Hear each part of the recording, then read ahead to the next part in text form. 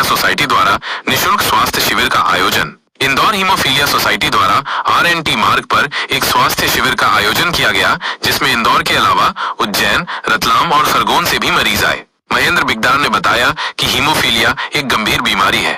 इस बीमारी में मरीज के शरीर से खून बहने लगता है और खून का थक्का नहीं जमता है। खून को रोकने के लिए एक इंजेक्शन की आवश्यकता होती है, जिसकी कीमत 10,000 रुपए होती है। ये सोसाइटी मरीजों के लिए निशुल्क इंजेक्शन और दवाइयां उपलब्ध कराती है। योगेश दुबे की रिपोर्ट।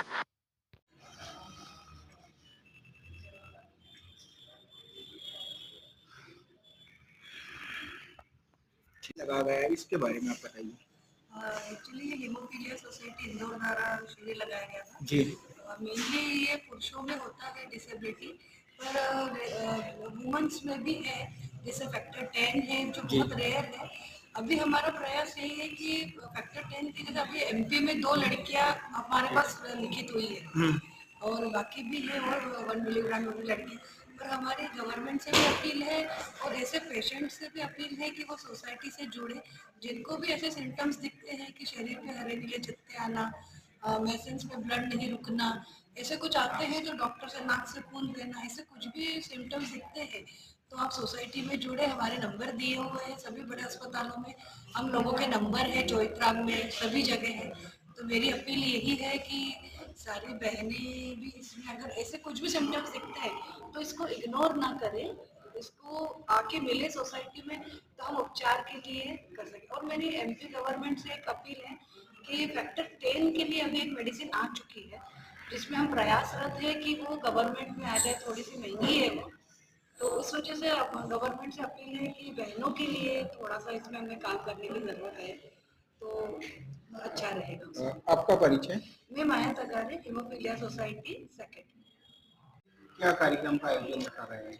आज हमने हीमोफीलिया सोसाइटी इंदौर के इंदौर ने सारे पेशेंट जितने सोसाइटी में रजिस्टर्ड है, सोसाइटी में 290 करीब पेशेंट हैं, उसमें से 50 पेशेंट जो कि इंदौर और आसपास की जगहों पर रहते हैं, उनके लिए चेकअप कैंप का एक आयोजन किया गया था, जिसमें सभी का ब्लड सैंपल लिया गया और इसका हमने अपोलो पैथलैब और यूनिपैथलैब के साथ मिलकर जांच करवाई है, जिसका जनरली खर्चा 4,000 करीब आता है। तो ये हमने सोसाइटी और जो कंपनियां दवाइयाँ बनाती हैं उनके साथ मिलकर ये उनको निःशुल्क उपलब्ध कराई।